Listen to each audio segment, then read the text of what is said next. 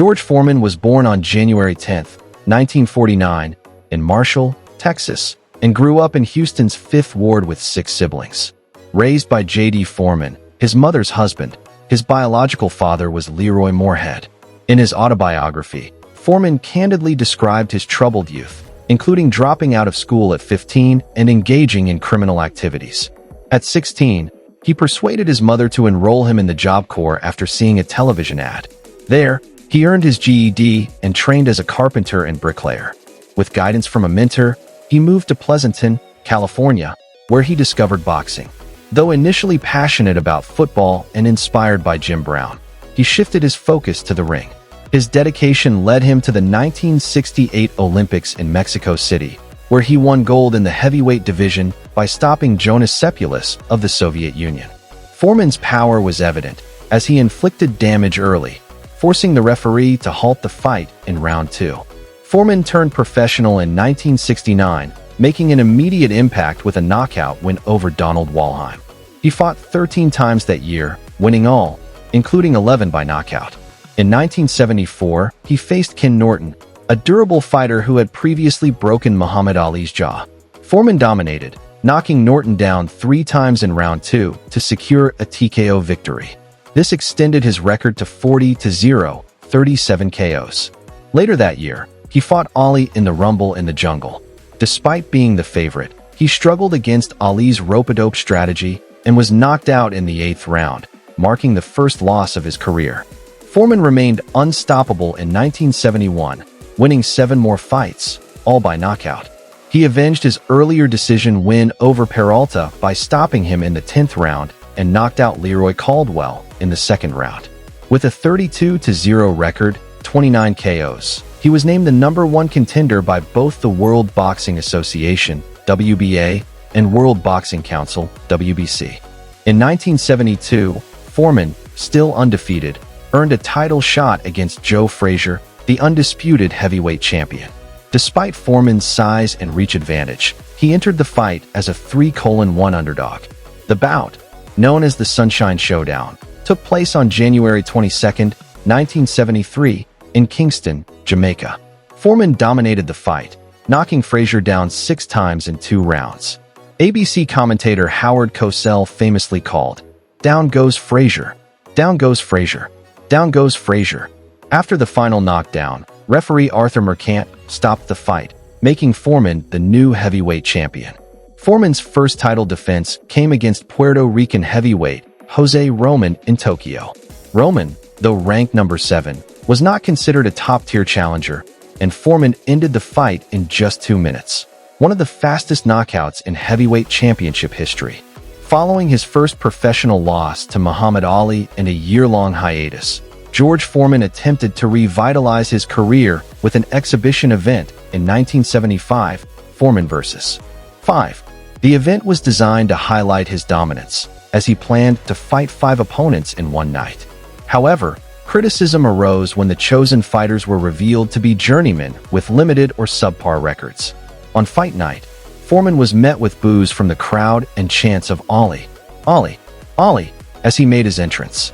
During the matches, he frequently engaged in verbal sparring with Ali, who was commentating ringside alongside Howard Cosell. After knocking out his first 3 opponents, Foreman taunted Ali between rounds, prompting Ali to yell advice to Foreman's remaining challengers. The hostile atmosphere grew as the crowd cheered Foreman's final 2 opponents for merely lasting the distance.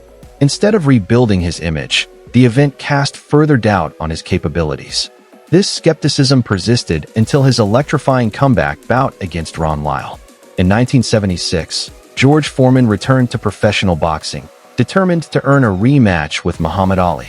His first test was against Ron Lyle, the world's number 5 ranked heavyweight.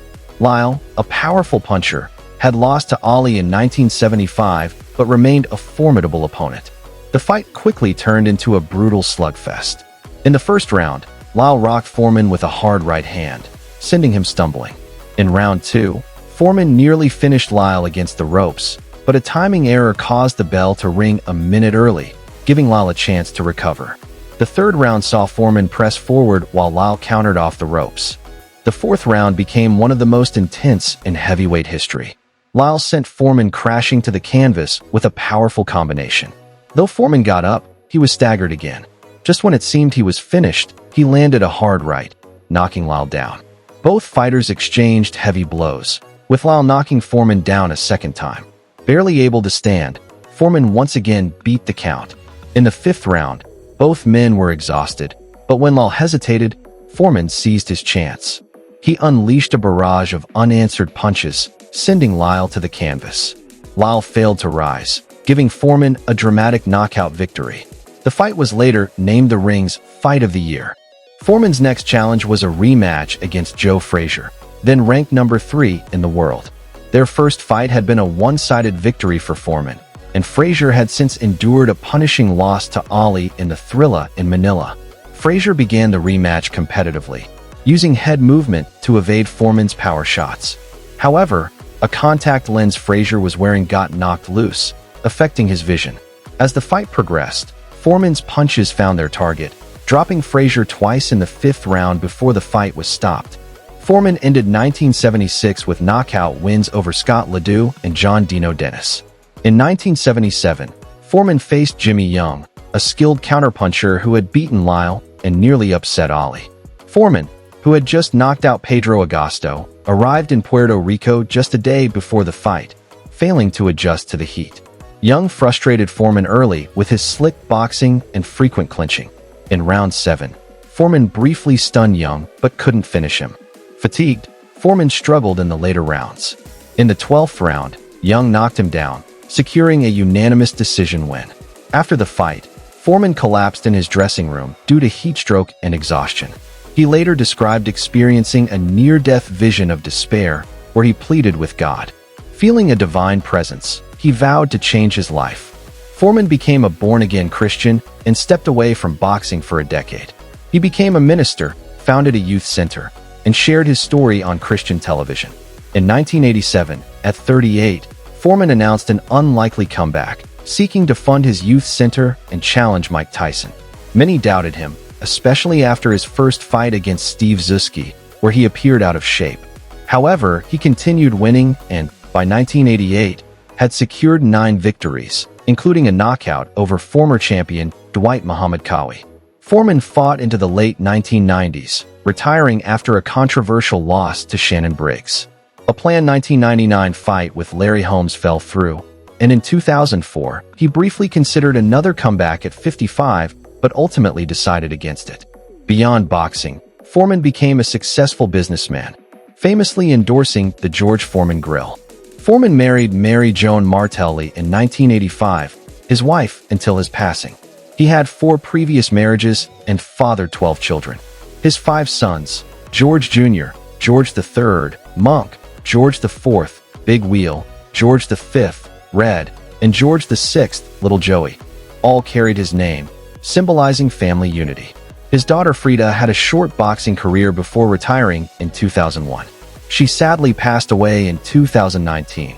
For his contributions to the community, Foreman received the American Legion's James V Day Good Guy Award in 2013. George Foreman passed away at a Houston hospital on March 21, 2025, at the age of 76. George Foreman, a boxing legend and cultural icon, passed away on March 21, 2025, at the age of 76. From his reign as heavyweight champion to his spiritual transformation and inspiring comeback, Foreman's legacy extended far beyond the ring. His impact as a minister, entrepreneur, and mentor left a lasting mark on countless lives. Known for his resilience, generosity, and larger-than-life personality, Foreman's story remains one of triumph and redemption. His contributions to boxing, faith, and community will be remembered for generations.